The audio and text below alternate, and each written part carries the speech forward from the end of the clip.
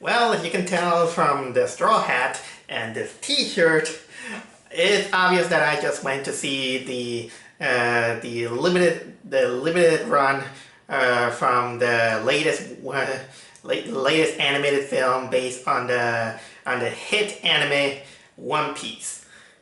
And that movie is none other than One Piece Stampede. Like I say, guys,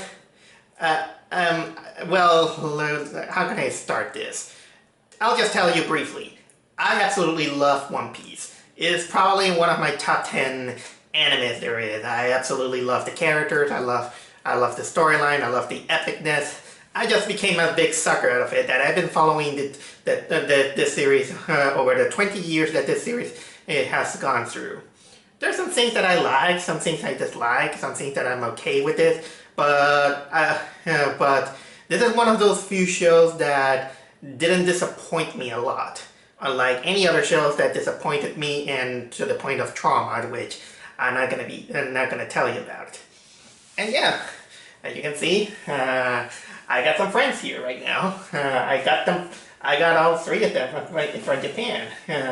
I got Soto, Sanji, and Luffy, the models. And as you can see, when I went to Japan, I got the straw hat and this shirt. But not only that shirt. Oh no, I actually bought a second shirt with probably my favorite straw hat. Yep, here it is, the one with Soto. But for the occasion, I just went to with the one with Luffy, since he's the main character and obviously the most popular of all the characters. Despite that, I am one of the guys who loves Soto. And don't get me wrong, Luffy is actually also one of my top 3 characters there is. I said 3. Who is the third person if you're curious? This gal. Yep. Yep, she may be recent, but she just rocked my heart. Too bad that she's not in the movie. Honestly, her tribe is one of my favorite, and I think that will make the movie actually really implode into it. But this is only the thing that I can tell you about my background, because telling about my background on One Piece is gonna take kind of like 20 years or so. But I did saw a lot of the movies. Some I like, some I don't. But let me tell you, going to this movie was kind of quite a challenge, because first of all, I was kind of hoping for this movie to at least show in the United States, because when I was in Japan, they were promoting the film like hell when I was in the One Piece Tower.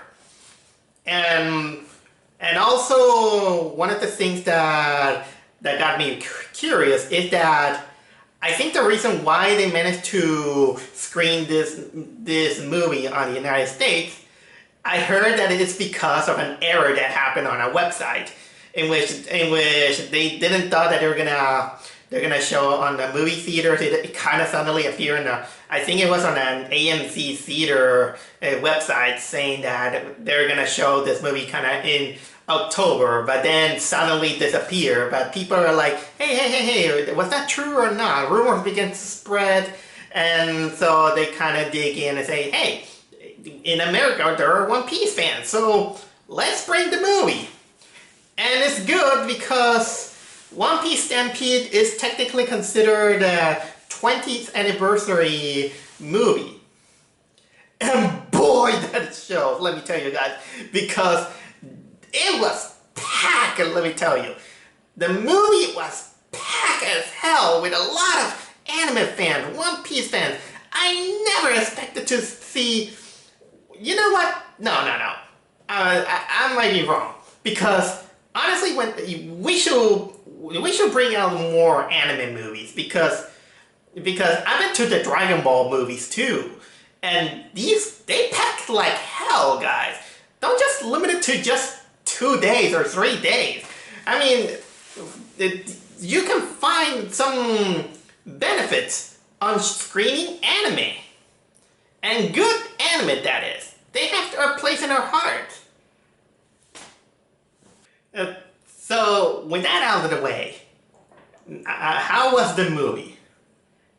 This is probably the craziest movie I have ever seen this year.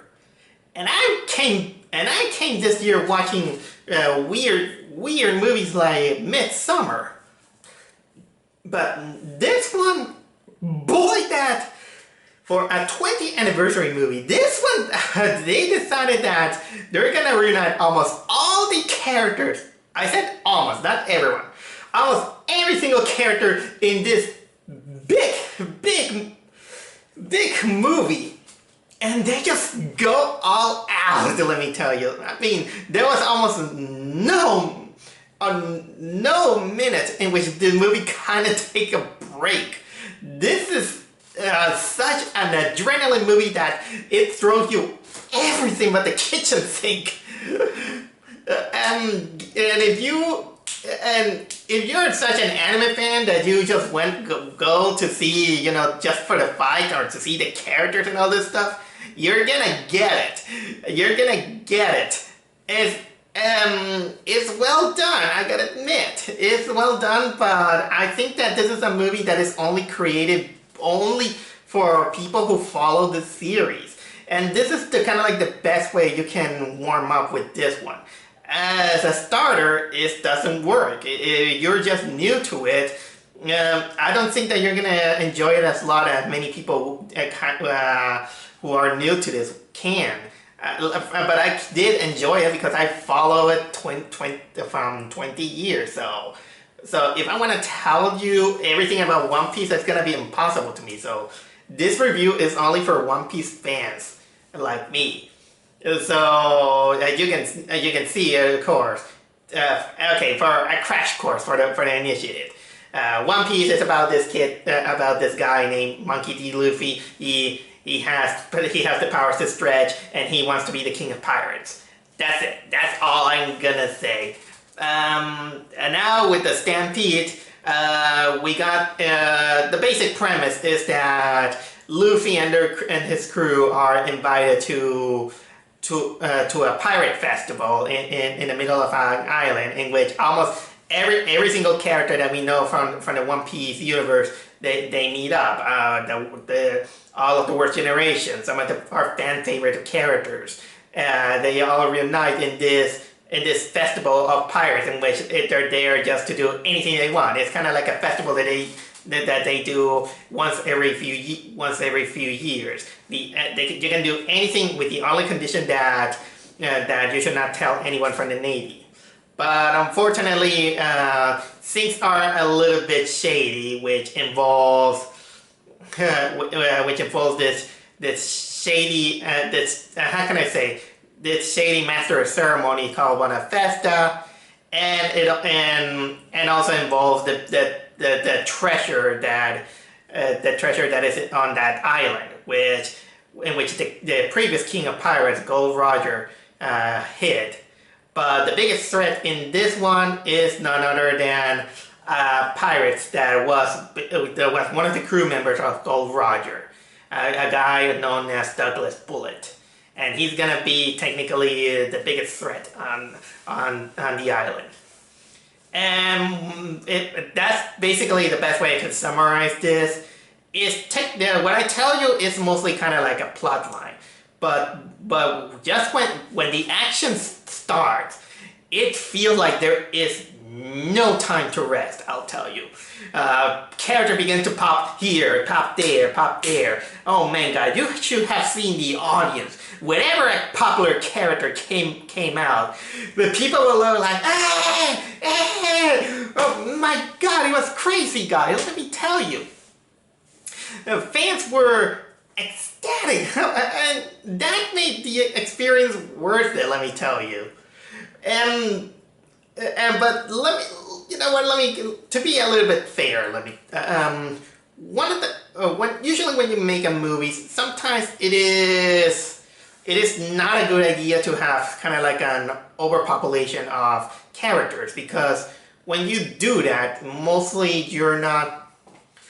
You can't concentrate on giving a character kind of like a special spotlight or do something good and all this stuff. And this one does, although it is noticeable that it tries its best for a character to shine, even though it is giving out kind of like a special move or something, but for the biggest crust of the plot line, it doesn't do much. It's just kind of like, oh, here's a character. It's just there, and technically it's an all-out match, like a wrestling match. But man, that it takes kind of like I think that a new character kind of appears every 5 seconds or 5 minutes, and then comes another, and then comes another, and then comes another, and then comes another. Somehow I think that I want to know if this movie kind of want to beat the record. How many important characters you're gonna put in that movie, even for a cameo. With all these characters just popping out in and there. The guy next to me in the movie theater, he was right when at the end of the movie he just said that this is technically just a fan service movie, because it is. It's just technically just a fan service where they reunite a lot of characters into one. A few of the new ones, apart from the villains, they actually kind of don't do much. Most notably is that I remember that this movie kind of heavily promoted this character named An, with this green-haired girl with the powers to create illusions. She is basically kind of like the star character in the live shows of the One Piece Tower, and honestly, this movie she kind of doesn't do much. She's just kind of like she's just there just for the sake of promotion.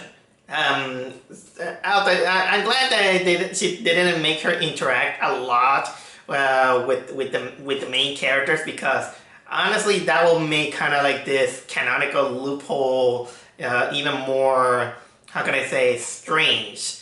Now that I think of it, almost all the One Piece movies are non-canonical to the series. That's just me. I mean, and yeah, you get almost all the characters except for a few ones.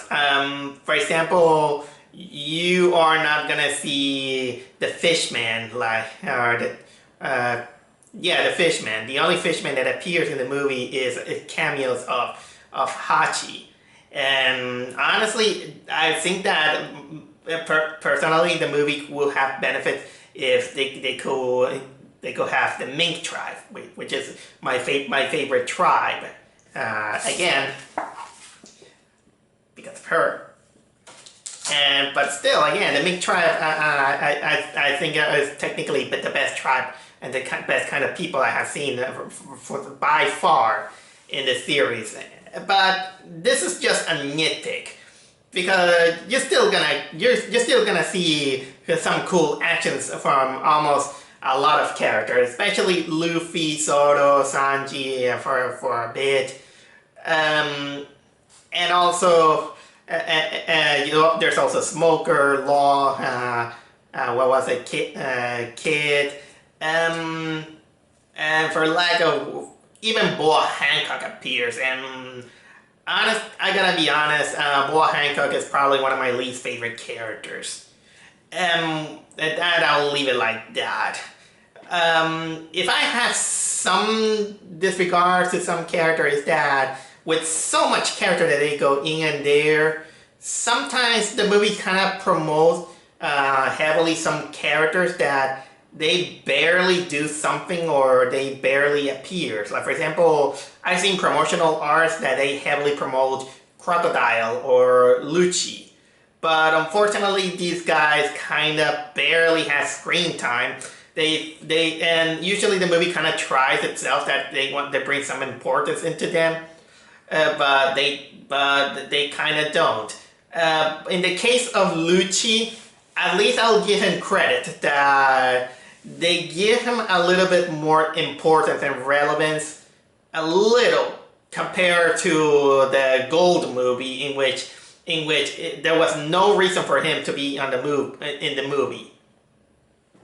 So what's a One Piece movie without emotions? Well, I gotta admit that this movie does have some plethora of three-dimensionality on some characters, I'll say. Not all of them.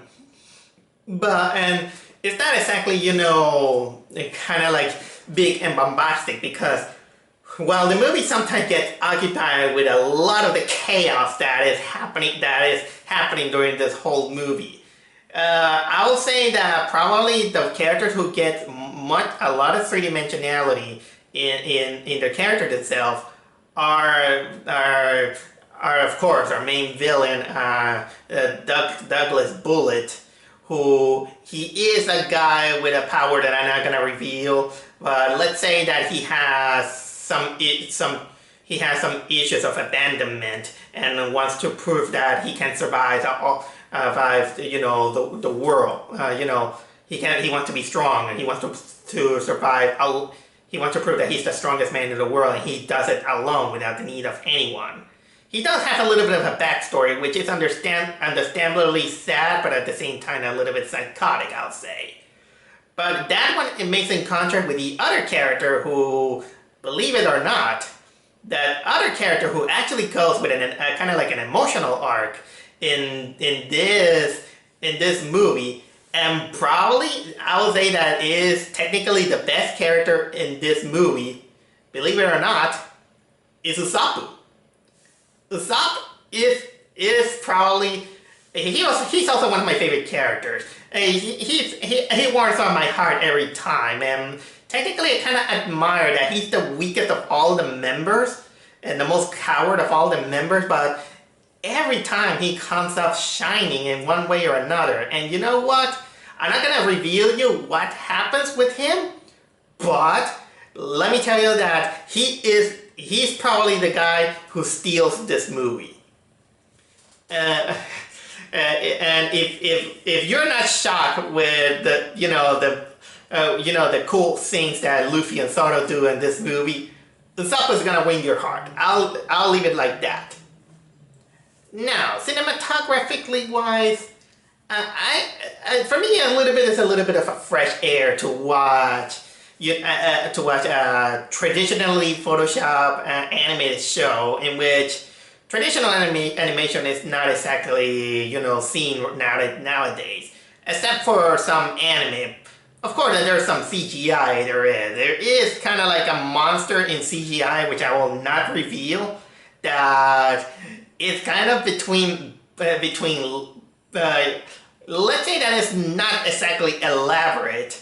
You can notice that it's CG, but it's kind of forgivable because it kind of blends okay. I'll say. And also the pacing with a lot of fighting, you're not gonna exactly get bored, but sometimes you're gonna feel a little bit exhausted. I mean, yeah, it's a 1 hour 40 minute. So this is someone that is kind of like an endurance test for most of the One Piece fans. What else I can say about this movie? Well, I would say that at the end, it's just a spectacle. It's kind of like a spectacle show that you go there, you grab some friends, grab some popcorn, and have fun with the fans. I did enjoy it. Mostly I enjoy the reaction of fans, how they clap, they fanfare. Even kids were there. Everyone was wearing, something One Piece related. Except one guy who, I don't know why the hell he brought a Naruto costume. But still, it made me feel good that I wasn't the only guy who went with this shirt. And here's the funny thing. After the movie ended, I just decided to walk around Times Square, and there were two guys. One on the Hershey store, and one in the Disney store. These guys, they were like, "Hey, nice shirt." I just give them a smile, but yeah, I had a blast. I'm not gonna say exactly that it's a perfect movie. But probably I will say that it is one of the better movies and probably the most hyper and the most energetic and the most bombastic and all out 20th anniversary extravaganza that did of all the movies. If you could ask me which is the best One Piece movie there is, I'll say that personally the best One Piece movie there is The Strong World. The Strong World movie is probably for me the best of them all. This one is hard to pinpoint. I just came out of it. I just have to analyze it. I'll say that probably the weakest of the One Piece movies is maybe the Z movie. But that's just opinion. I just wanted to drop it out. But anyway, with a lot of twists and a lot of turns, that was a festival that I really enjoyed. We had a stampede of fans, and with that, I bid you adieu, guys. Ciao for now.